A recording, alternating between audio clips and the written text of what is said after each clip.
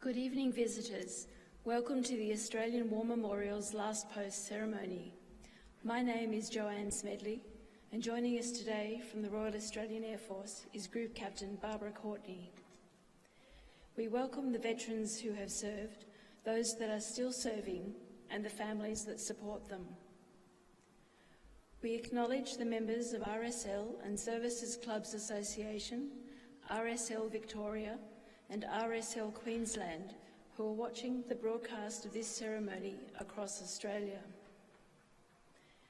During this evening's ceremony, wreaths will be laid at the base of the Pool of Reflection by the Naval Association of Australia and visitors to the memorial. Please stand and join in the singing of the National Anthem.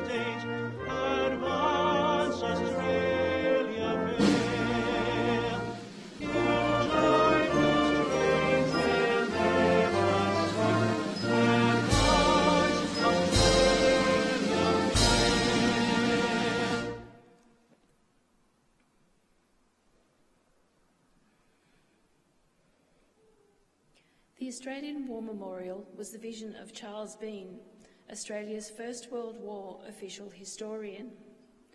Bean landed with the Australian troops on Gallipoli and stayed with them at the front through to the end of the war.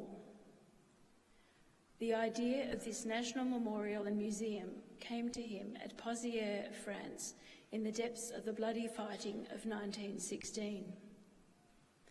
Bean's idea was that this would be a place where families and friends could mourn loved ones buried in faraway places. It would also be a place that could help all Australians understand what these men and women had endured and what they had done for us. Bean's vision, to which we remain true, is best expressed as inscribed in the entrance to the memorial's galleries. Here is their spirit in the heart of the land they loved, and here we guard the record which they themselves made. Tonight we will read the story behind just one of those on the Roll of Honour, which lists the names of more than 102,000 men and women who have given their lives for us in war and operations for more than a century. But first we present a lament, Flowers of the Forest. Wreaths or floral tributes will now be laid at the base of the Pool of Reflection.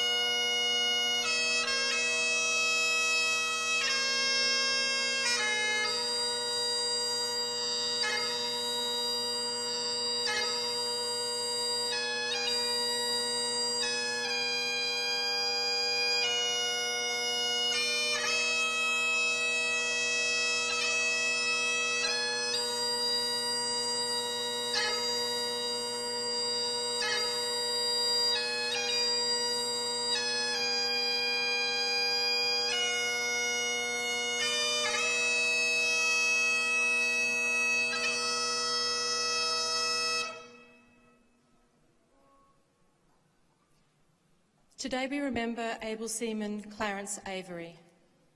Clarence Robert Avery was born on the 2nd of February 1919 in the Sydney suburb of Paddington. He was one of 5 children of Samuel and Florence Avery. Little is known of Clarence Avery's early life. When he enlisted in the Royal Australian Navy in May 1937, he was 18 years old and working at Vickers Mill. Avery was first posted as an ordinary seaman to HMAS Cerberus, the Navy's training establishment on Western Port Bay in Victoria, and then to the light cruiser HMAS Sydney on duty in Australian waters. During 1939, Avery was posted to various shore establishments, as well as the light cruiser HMAS Adelaide. Adelaide was paid off soon afterwards, and in May, her company travelled to Britain to take over the newly commissioned light cruiser HMAS Perth. In June, Avery was rated as an able seaman. Sadly, it was around this time that he also learnt that his father had died.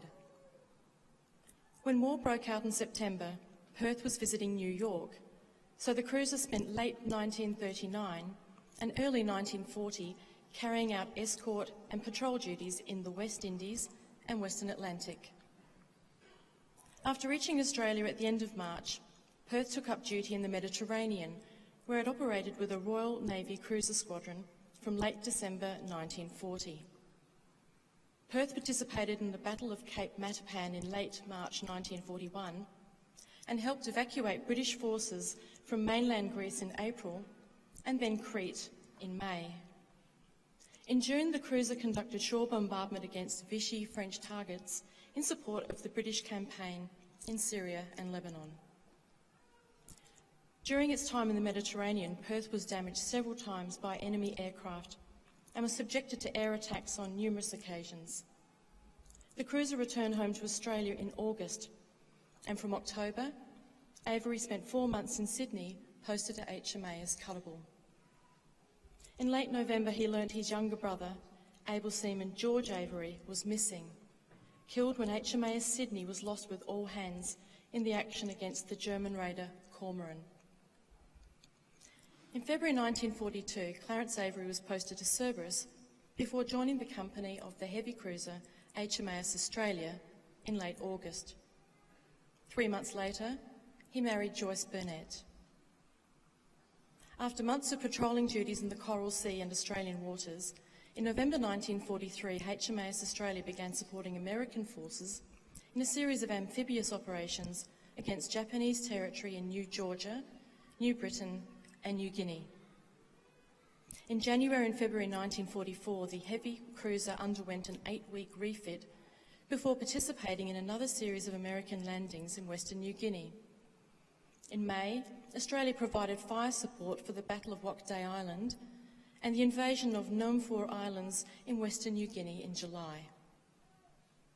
By mid-1944, the Allies were preparing to return to the Philippines.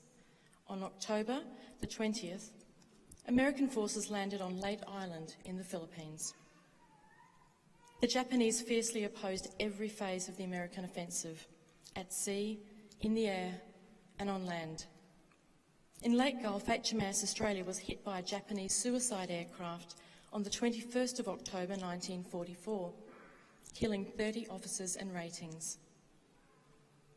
In January 1945, Australia was again in the thick of the action in the Battle of Lingayen Gulf. The heavy cruiser was hit 5 times over 5 days, killing another 44 men. At about 5:45 p.m. on 6th of January, a Japanese dive bomber crashed between the 4-inch gun mounts on the starboard side and exploded in a fireball. 14 men were killed, including able seaman Clarence Avery. He was just 25 years old. Clarence Avery is commemorated on the Plymouth Naval Memorial in Britain. His name is also listed on the Roll of Honour on my left, among some 40,000 Australians who died while serving in the Second World War. This is but one of the many stories of service and sacrifice told here at the Australian War Memorial. We now remember able seaman Clarence Robert Avery, who gave his life for us, for our freedoms, and in the hope of a better world.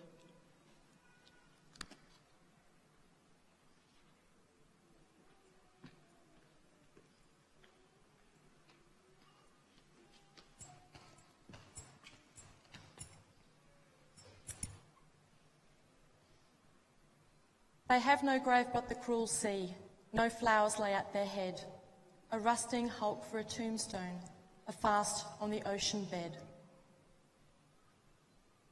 They shall grow not old, as we who remain grow old. Age shall not weary them, nor the years condemn. At the going down of the sun and in the morning, we will remember them.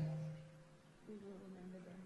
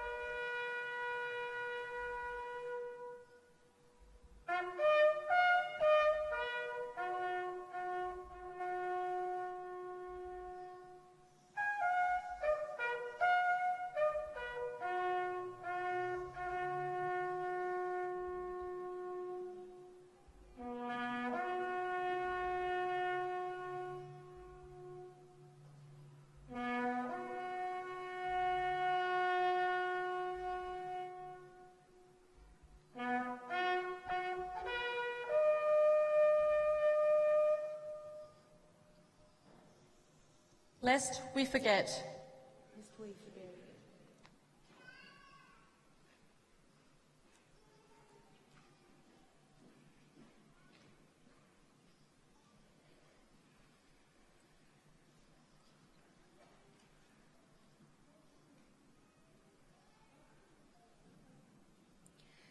We leave you this evening with the words of the memorial's founder, Charles Bean.